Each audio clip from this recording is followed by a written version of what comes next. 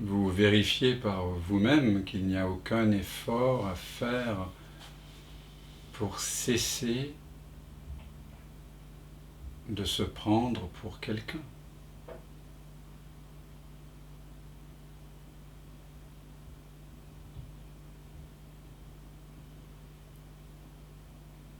Il n'y a aucun effort à faire pour cesser de croire que je suis l'auteur de mes pensées.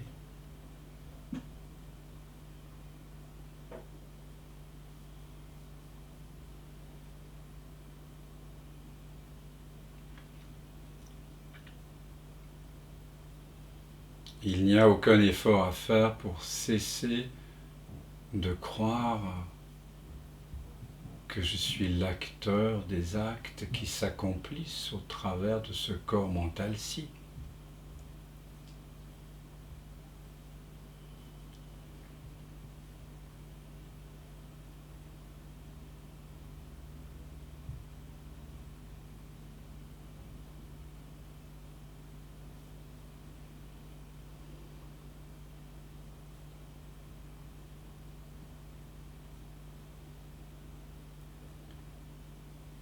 Vous redécouvrez que pour vous prendre pour quelqu'un, pour vous identifier à quelque chose, à quelqu'un, à une forme, à une action, à une histoire, vous devez faire un effort.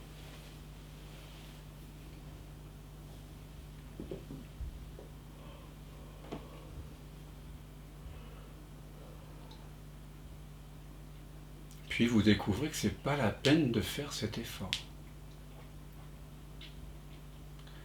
Quand le policier vous demandera, lors d'un contrôle autoroutier éventuellement, de présenter vos papiers, vous ferez l'effort nécessaire pour décliner votre identité.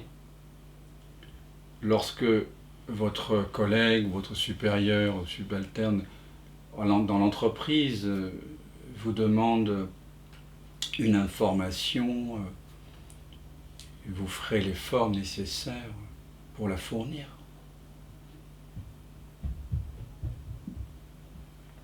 Lorsqu'un ami vous demande comment tu vas, vous n'avez pas forcément besoin de répondre je suis le sans forme qui prend toute forme, je suis la plénitude infinie. Vous comprenez bien que cette personne, en vous demandant ça va ou comment ça va, interroge le corps mental et vous pouvez tranquillement, sans trop d'effort, dire ceci ou cela. Parce que vous n'y croyez plus. Vous savez que vous êtes je suis.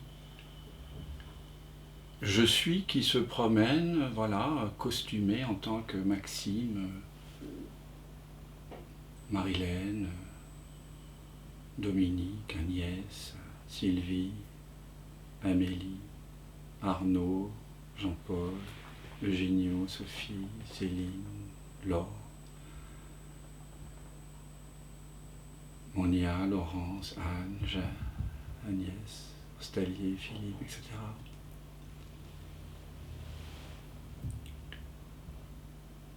Vous êtes le soi qui prend toute forme.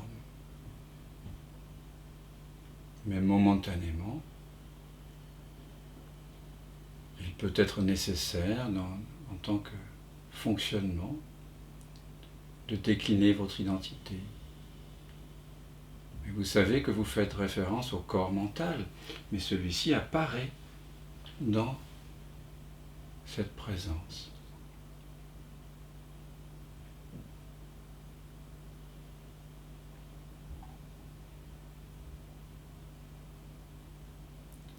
Vous n'avez pas à oublier qui vous êtes pour décliner votre identité. Vous n'avez pas à oublier l'être pour mener une conversation avec quelqu'un. C'est là qu'on se fait souvent prendre parce que dans les discussions avec les proches, il y a tellement de sous-entendus, d'habitudes, On a l'habitude en tant qu'humain de se conformer.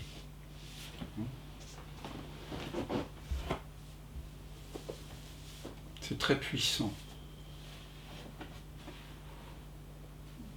Mais si nous sommes ici ensemble, c'est pour pratiquer ensemble la vigilance par rapport à toutes ces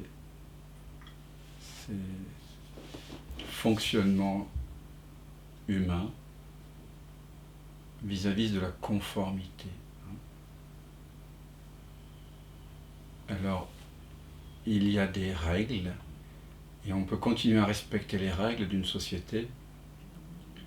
Il y a des règles de politesse, des règles de comportement, selon chaque culture, selon chaque famille, selon chaque quartier, Ça, c'est ok. Mais vous savez qui vous êtes vraiment. Donc, vous jouez. Vous jouez à être Maxime, vous jouez à être Anne, à être Corinne, Nicole, Chris. Vous voyez ? Et il n'y a rien de plus merveilleux que de jouer. En ce moment, je joue parfois à Barbie et à Ken, parce que c'est une des grandes demandes de ma fille. Et quand on joue aux poupées, parfois je m'amuse un peu à les taquiner par rapport à la notion de réalité. Mais elles savent très bien que c'est un jeu. Hein ? Et pourtant, elles y jouent avec une intensité incroyable, quoi. C'est beau. J'apprends beaucoup avec elles. Et la vie, ça peut être un jeu comme ça, du même ordre. Nous savons qui nous sommes, mais nous prenons la forme. Voilà. Nous savons aussi quelle forme on présente aux autres. Voilà. Je sais que j'ai une apparence pour vous en cet instant. Je sais que vous voyez mon visage, par exemple, et que vous vous dites c'est Dan. Mais moi, dans mon fort intérieur, je ne vois pas Dan. Je vois Dan là-bas, avec Corinne, Nicole, Maxime, là, sur l'écran. Je vois le visage là-bas. Puis ici, je vois un corps. Vous pouvez regarder votre corps, là, qui apparaît. Si je suis la main gauche, par exemple, je vois des doigts qui sont reliés à une main, un poignet, un avant-bras, un coude gauche, un biceps, triceps, enfin, c'est un corps habillé, mais qu'importe. Et puis une épaule, et puis tout d'un coup, un grand espace ouvert. Et si je fais pareil avec l'autre main, essayez voir, hein, le maxillaire, on dit, non, le majeur. Le majeur, là, la paume de la main, le poignet, l'avant-bras, le coude, l'épaule, et puis plus rien. Ou un morceau de la pièce. Et puis je prends mon pied, je regarde, je prends mon pied. J'espère que vous le prenez aussi. Regardez l'orteil gauche, l'orteil droit, si vous avez des chaussures, puis il y a le talon, les chevilles, le mollet, tibia, genou, cuisse, bassin, bas-ventre, ventre, poitrine, et puis rien. Voilà. Donc, voyez, voilà. Et ici, je vous montre le point de vue éveillé, en fait. Donc, vous voyez que ce qui s'éveille, c'est l'espace, c'est le soi. Ce n'est pas la personne qui s'éveille. La personne,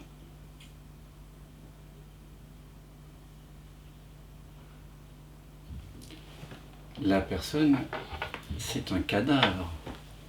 C'est un cadavre, la personne. C'est un masque. C'est un peu comme la chrysalide lorsque le papillon a quitté le corps. Un jour, j'avais vu, je ne sais pas si vous avez déjà vu ça, dans la campagne, c'était dans le sud, sur une branche de lavande, il y avait, peut-être c'était une cigale, je ne sais pas si la cigale mute, mais c'était peut-être un autre insecte. Mais il y avait la chrysalide, il y avait comme la peau du serpent, parfaitement collée, quoi.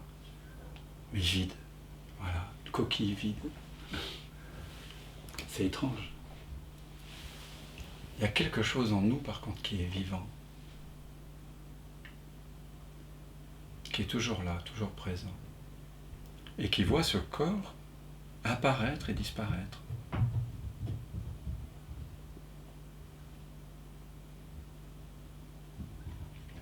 Et quand on regarde à partir de cet espace ouvert au-dessus de nos épaules, de votre côté, par là, on regarde à partir d'une absence de tête. C'est souvent identifié à la tête, au visage, aux yeux, et donc à un cerveau, à quelqu'un qui a une histoire. Mais de votre côté, là, quand vraiment vous regardez à partir de ce que vous êtes vraiment, vous ne voyez pas le monde à travers de petits trous. Vous regardez le monde à partir d'une grande ouverture, d'un grand ouvert.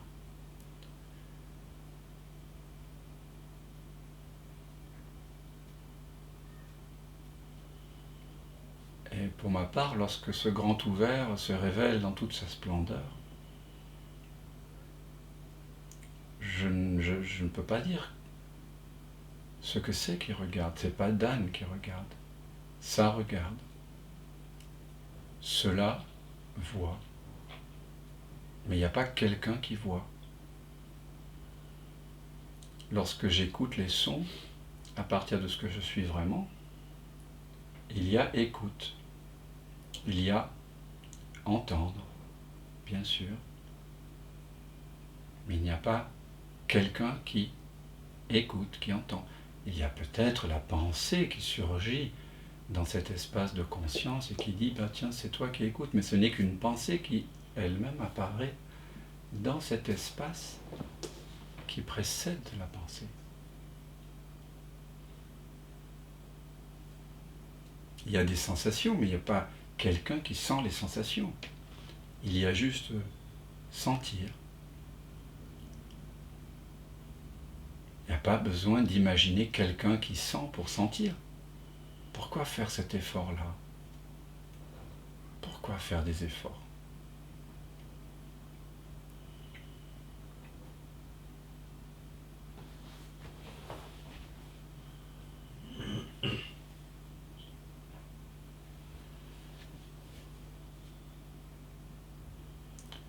J'ai un ami que vous connaissez peut-être, Franck Thérault, qui a écrit un livre, L'éveil pour les paresseux.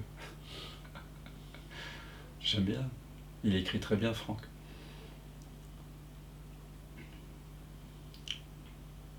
Mon maître vivant, Frédéric Moreau, dont le métier est entre autres d'être ostéopathe, d'avoir un toucher merveilleux, je l'appelais toujours le maître du non-effort. Il n'y a pas d'effort psychologique. Quand vous vivez à partir de ce que vous êtes vraiment, vous ne faites pas d'effort. La vie devient un jeu.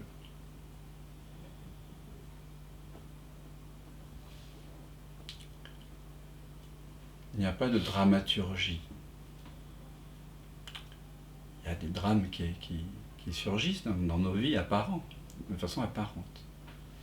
Mais à chaque fois que l'on investigue la nature de l'apparent problème, qu'on regarde à qui ça apparaît, on voit que ça n'apparaît à personne, pas à quelqu'un. Et à ce moment-là, il y a un espace, du fait de cette absence de quelqu'un qui est révélé au travers de l'investigation, et bien ce qui se révèle, c'est un espace mystérieux, une conscience. On sait juste que c'est connaissant, que c'est conscient. Et du coup, l'apparent problème ou l'apparent drame, eh bien, se dénoue de lui-même, bien sûr, en temps et en heure, c'est-à-dire sous forme peut-être d'émotions, de sensations. Il faut un temps pour qu'un drame se dénoue, pour qu'une histoire naisse et meure. Mais ce que nous sommes, cela qui est conscient de cela, n'est pas atteint par le drame. C'est pour ça que quand on redécouvre sa vraie nature, on découvre un espace de liberté. On est libre de ce qui apparaît, complètement libre. Alors si vous avez envie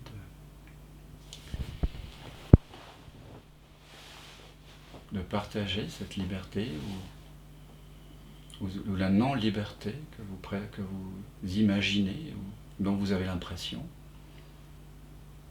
C'est le moment.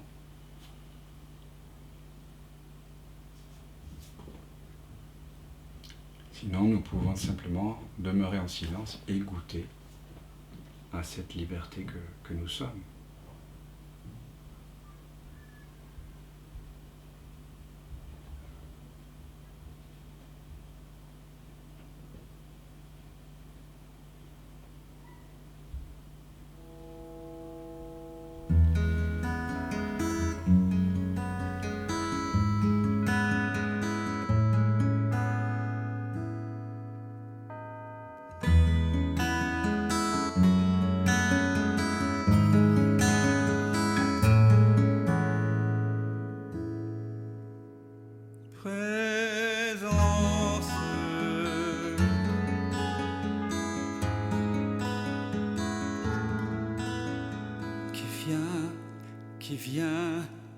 Qui vient de l'absence,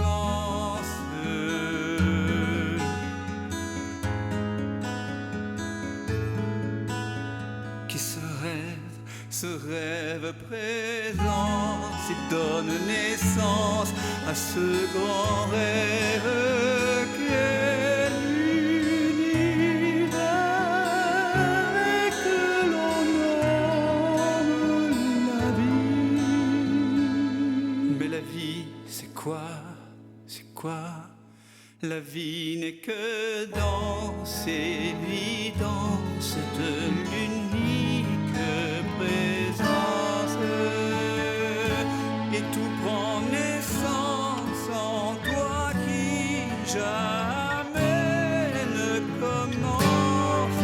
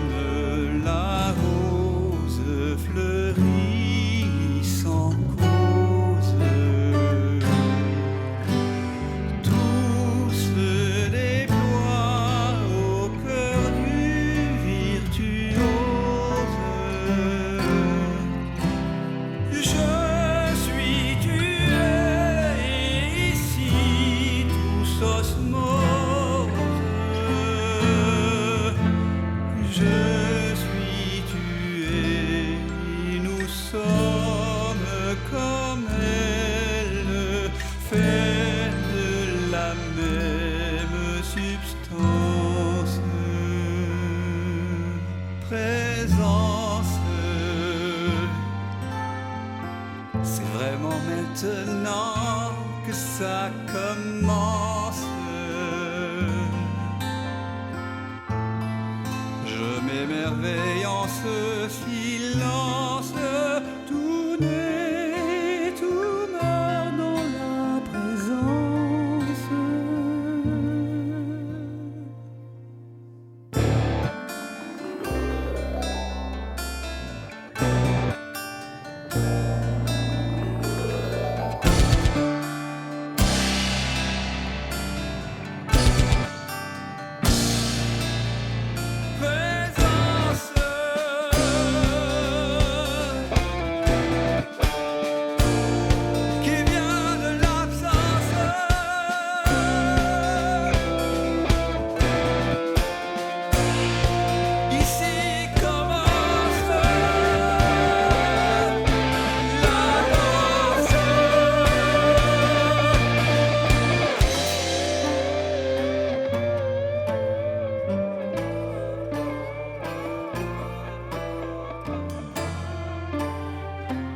J'ai tant cogné à ta porte pour te connaître, vérité.